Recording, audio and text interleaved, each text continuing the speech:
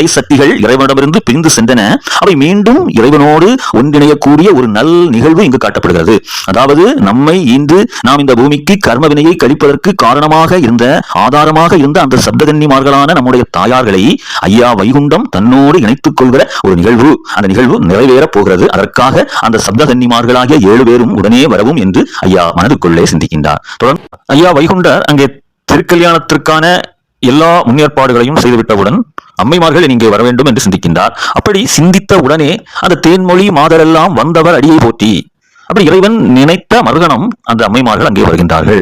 இங்க நம்ம நல்லா ஒண்ணு புரிஞ்சுக்கணும். இறைவன் நினைத்த மாத்திரத்தில் நினைத்த காரியத்தை உடனே செய்து முடிப்பவன், அது அவனுடைய வல்லமை.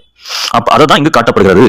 அதுபோல அந்த அம்மைமார்கள் வந்தார்கள். வந்தவர்கள் அவருடைய அடியை, அதாவது பாதத்தை போற்றி, நாங்கள் பெற்ற சந்ததி 7 பேரும் தன்னுட கிளைகளொக்க தந்துநல் புவியாள தருவீரன் தலைவா என்றார். அதாவது அவர்கள் பெற்ற அந்த 7 சான்றோர் மக்களையும் அதிலிருந்து வந்த பிதர்கள், அதிலிருந்து தோன்றிய பிதர்கள் அனைத்தையும் ஒட்டுமொத்த கிளையோடு, இது யாரு? இது இன்னைக்கு நம்ம எல்லாரும் சேர்ந்த அந்த கிளைகள். அதான் அம்மைமார்கள் கேட்கிறாங்க. அப்போ எங்களுடைய அந்த 7 பிள்ளைகளையும் அதனுடைய கிளைகள் கொத்தோடு சேர்த்து தந்து இந்த புவியை, தர்ம புவியை ஆள நீங்கள் தர வேண்டும் அப்படி என்று நாராயணரிடம் வேண்டுகிறார்கள். அப்போ நமக்கு தர்மயுக வாழ்வை கிடைக்க வேண்டும் என்பதற்காக அம்மைமார்கள் அந்த வேண்டுதலை செய்யறாங்க. ஏற்கனவே அம்மைமார்கள் இந்த பூமியிலே பிறந்து வருவதற்கு முன்பாக அவர்கள் செய்த தவமும் இதைத்தான் குறிக்கிறது. அதாவது எங்களுக்கு இந்த விஷயத்தை செய்த அந்த நாராயணரே எங்களை நாடி வந்து மனம் செய்யணும். அதுபோல நாங்கள் பெற்றெடுத்த அந்த 7 பிள்ளைகளையும் அதன் வழியையும் கொத்தோடே சேர்த்து அவர்களுக்கு தர்மயுக வாழ்வையும் கொடுத்து புவியாள வைக்கணும்னு சொல்லிதான் அவங்க தவம் செய்தார்கள். அந்த தவத்தை தான் திரும்பவும், அந்த தவத்தினுடைய வேண்டுதலை மீண்டும் இங்கே ஐயாவிடம் அந்த அம்மைமார்கள் கோரிக்கையாக வைக்கின்றார்கள்.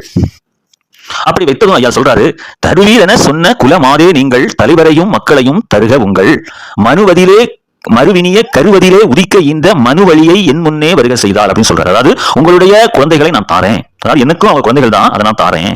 ஆனா உங்களை ஈந்த அந்த மக்களுடைய மனு வழியை இங்க நீங்க வருகை செய்யுங்க. அப்படி நீங்க வருகை செய்யும் போது அவங்க கிட்ட நான் அவங்களுடைய அந்த கொடுக்கல் வாங்கல் அப்படின்னு சொல்றாரு. கொடுக்கல் வாங்கல நான் என்ன கொடுப்பேன், நீங்க என்ன தருவீங்கிறதெல்லாம் கேட்டு நான் மனம் செய்வேன், உங்களை நான் மனம் செய்து உங்களுடைய குழந்தைகளையும் நான் தருவேன் அப்படின்னு சொல்றாரு.